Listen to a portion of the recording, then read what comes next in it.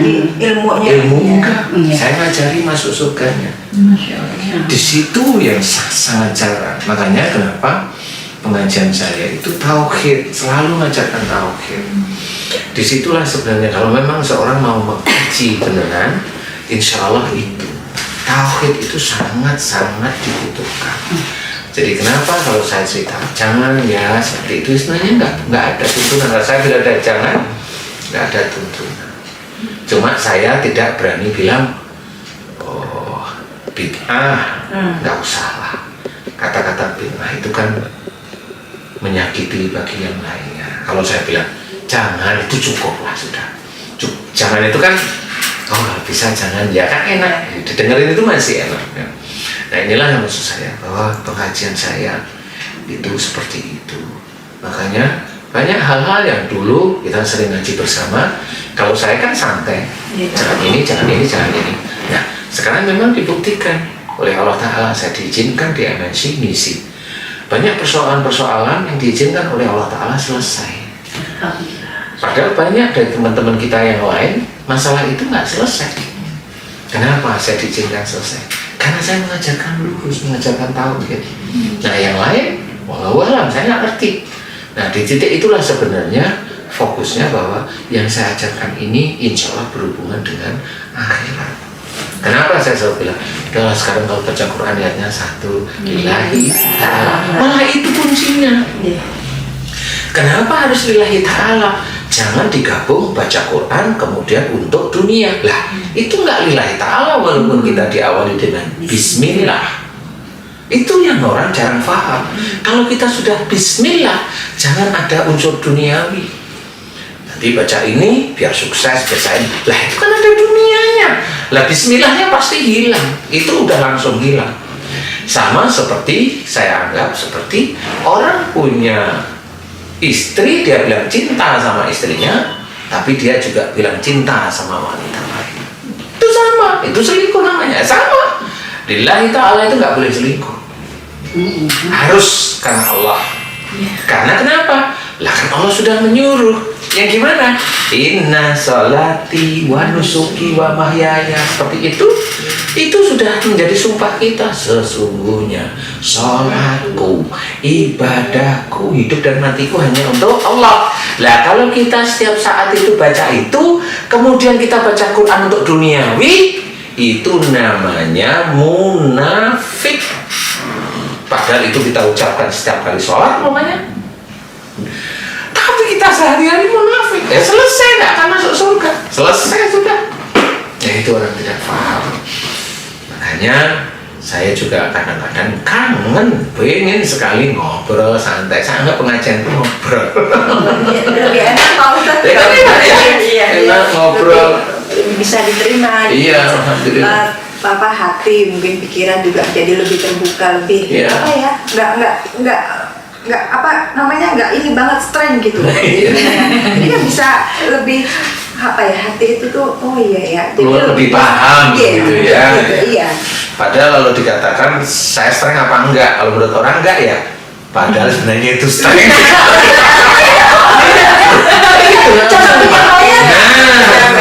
Penyampaian saya itu lebih lunak, lebih ini orang tuh nggak ngerti. Itu sebenarnya strength. Hanya sama ayamnya. Kalau udah jangan ya. Ustaz deh ya. Iya. Memang kalau saya memang strength tapi yang santai aja. Karena memang itu enggak, mamanya banyak kasus, mamanya saya diizinkan banyak kasus di TV.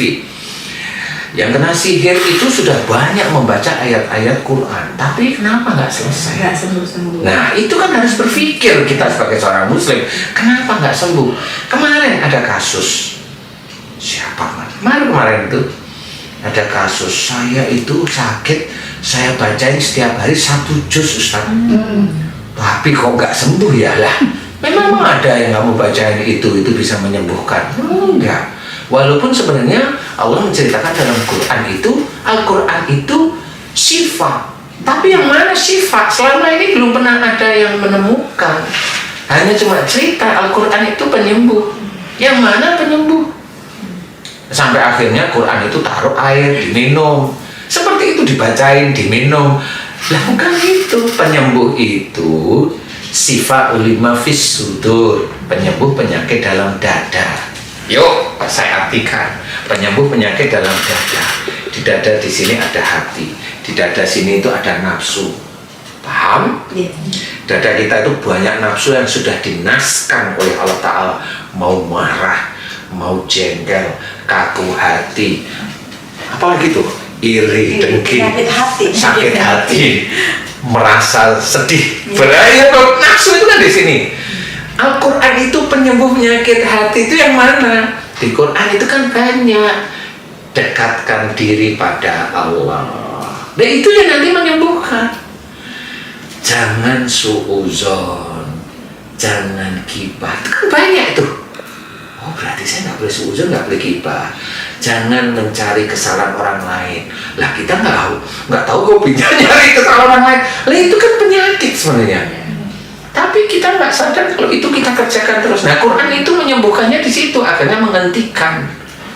Nah dengan gaya saya, yang orang sakit itu kenapa? Karena nafsunya sering muncul. Sehingga kalau nafsunya sering muncul, pasti doa saya adalah mohon diampuni dosanya. Nah di titik itulah sebenarnya klop dengan dosanya. Makanya kalau ada orang sakit, pertama kali adalah mohon orang itu diampuni dosanya. Siapapun itu sudah masuk nih. Baru yang mana lagi? Umpamanya sakitnya di kepala, pasti insya Allah berhubungan dengan pikiran. Nah kalau udah pikiran yang mana? Kalau deket depan mikir yang serius, sama sini sudah ada kemarahan. Dekat dengan telinga omongan orang yang jengkelin kita. Kalau dia sakit di telinga nggak hilang-hilang, berarti dia ada omongan orang tertentu yang menurut dia jengkelin. Dilihat umurnya. Kalau dia itu sakitnya udah berapa hari? Saya sudah 5 bulan ini sakit. Dia udah punya suami, berarti ada kata-kata suaminya dia, kalau dia perempuan, yang menjengkelkan dirinya. Tanya aja, kamu terhadap kata-kata suami kamu sering jengkelkan? Dia baru mulai ingat karena dekat telinga. Baru dia ngomong, ya aku tuh jengkel, habis suami saya ngomong ini saya jengkel terus. Nah itu cara kita itu menelaah begitu. Karena apa? Besok yang namanya telinga, mata, otak, tangan, ini itu akan menjadi alat banyaknya amal atau banyaknya dosa. Sehingga seorang yang masuk neraka, yang dirajam, itu ya begini ya orang. Dia kalau di jari mamanya, orang ini suka melakukan sesuatu hal yang detail. Jari ini kan detail ya, bisa begini, bisa begini, bisa begini, detail. Nah orang ini kebiasaan dulu di dunia nyuruh orang melakukan detail sempurna, tapi kalau orang itu nggak sempurna dia marah. Nah ini besok di sini jempolnya yang sakit, jempolnya ini kok enggak, ini hobinya neken. Nah itu neken, baik buruk lihat nanti. Itu jempol sakit. Ini besok itu di akhirat bercerita. Kaki semua sendi di sini itu akan bercerita. Di sini, di semua. Dan inilah kita kalau ingin sempurna, kita harus menjalankan. Nah, apa yang terjadi di tubuh kita? Semua adalah akhlak dari Rasul. Mulut bicara Rasul yang baik, kita nggak mau contoh ngomongnya penuh dengan kasar. Loh itu kan gitu. Jadi kita keluar dari garisnya Rasul, padahal kita sering bersolawat. Rasul mengajarkan jangan suuzon, kita sering suuzon. Suami pulang malam curiga, kan gitu.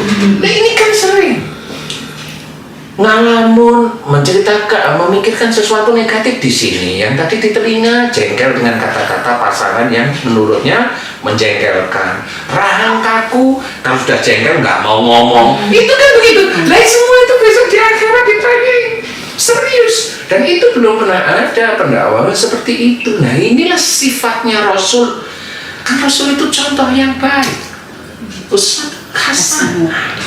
Haruslah kita sholawatnya iya, nyontohnya kagak. Lah ini jarang sekali yang seperti itu. Nah inilah saya mencoba mencontohkan. Karena apa? Kalau keluar dari garis akhlak Rasulullah yang baik, pasti orang itu sakit, pasti. Tinggal nanti Allah melihat imannya seberapa, amal solehnya berapa, dosanya berapa, ini menjadi catatan. Iya, Pak Ustadz kalau kaki belum singgung tuh penyakit kaki.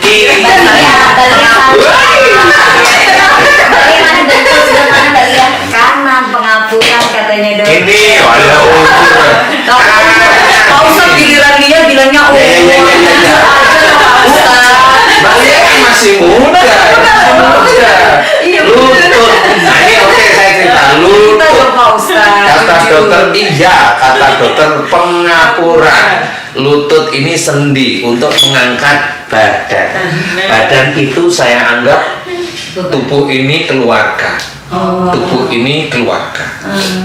Kalau ini kepala berhubungan dengan pasangan, ini cara berdiskusi dengan pasangan. Jadi kalau lehernya sering sakit, berarti kalau diskusi dengan pasangan itu sering Oke, siap. Nanti saya sampaikan.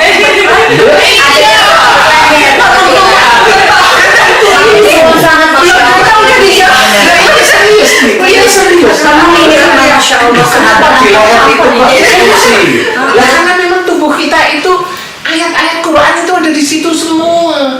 Cuma belum pernah banyak yang diuraikan. Ini mengangkat badan. Badan itu berarti saya anggap keluarga. Berarti ini berhubungan dengan keluarga.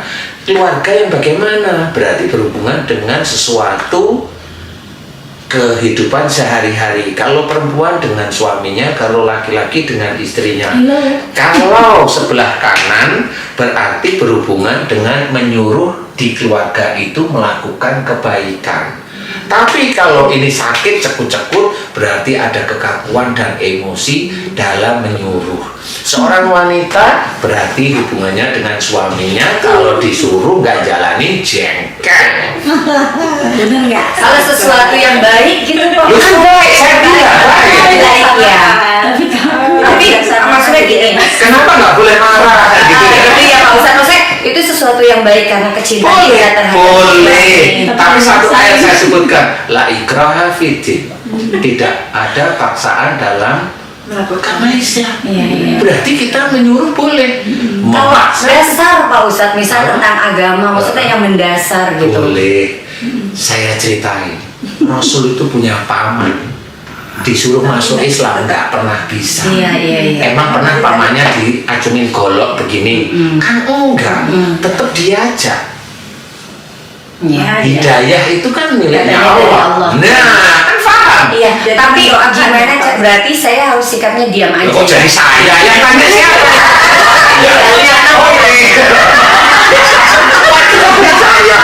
Oke, nggak apa-apa.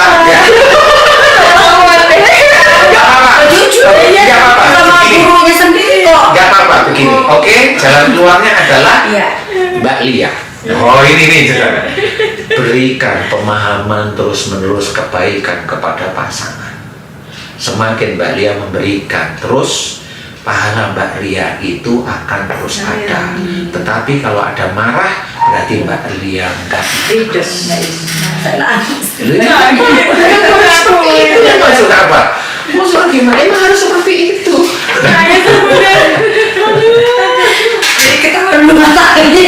Lah iya, lah itu yang harus diselesaikan. Karena apa? Persoalan yang menjadikan seorang besok itu masuk neraka itu ya di rumah tangga dulu.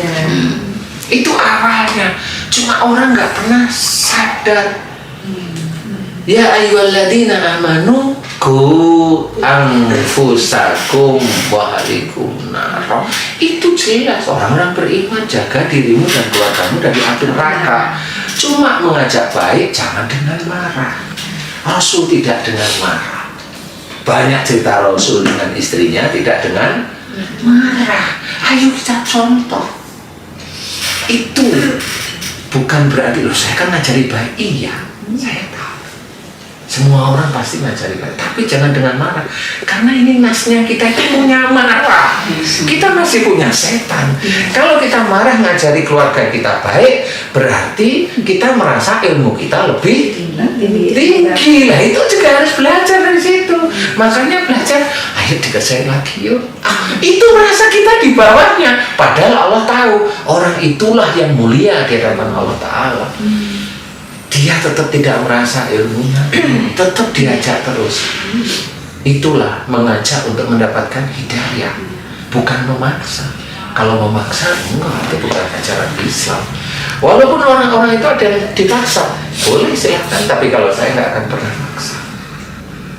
Karena kita tidak dalam konteks bertempur. Enggak, ayo kita kerjakan. Keluarga kita emang nggak ada konteks bertempur. Kalau kita paksa, boleh silahkan. Kan itu baik, boleh. Kenapa Allah masih sakit? Kan harus berpikir. Kalau sakit itu dari perilaku lah, perilaku yang mana? Coba yang lain yang hobinya maksa-maksa, terangkan yang itu. Harusnya dia punya dalil-dalil untuk seperti itu, dia harus punya. Tapi dia akan berhenti, dia nggak akan bisa meneruskan karena dia nggak ngerti dalil. Kalau saya, alhamdulillah diizinkan, jadi saya bisa cerita. Kenapa seperti itu? Padahal dalilnya dalam ini imam-imam nggak ada, memang nggak ada. Kenapa? Saya diizinkan meneliti. Makanya, kok bener ya, rubah.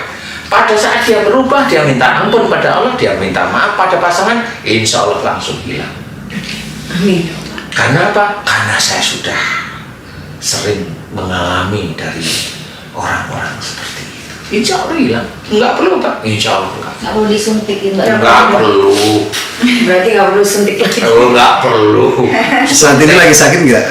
Sekarang nggak sakit. Oh, nggak sakit. Iya betul begitu. Makanya di sini ini kalau saya ngaji langsung memahami surga. Oh iya ya, itulah caranya. Lah kenapa? Lah Allah sudah menceritakan. Walandikannahu minal adabil adna dunal adabil akbar dalam surat As-Sajdah 21 diceritakan, dan Allah akan memberikan ini siksa kecil di dunia. Nah, siksa kecil di dunia bagi orang itu apa? Sakit. Sebelum siksa besar di akhirat. Nah, siksa besar di akhirat apa? Yang tadi saya cerita. Jadi orang sakit itu besok di akhirat, khususnya yang muslim, pasti masuk neraka. Kalau enggak, mulai saat ini di dunia dibenahi, mohon ampun, dibenahi. Kalau sudah sakitnya hilang, ya itu karena Allah. Sudah nggak sakit ya alhamdulillah. Nah terus dijaga, perilaku itu dijaga, terus dijaga. Jangan maksa orang, jangan ini, dijaga terus. Nah ini kan dijaga terus. Akhirnya memberikan nasihat terus. Yang keluar hanya memberikan nasihat. Berarti itu menjadi amal soleh terus. Nah itu cara-cara Allah. Sehingga kita paham bahwa orang sakit muslim besok dia pasti masuk neraka kalau di dunianya belum mohon ampun.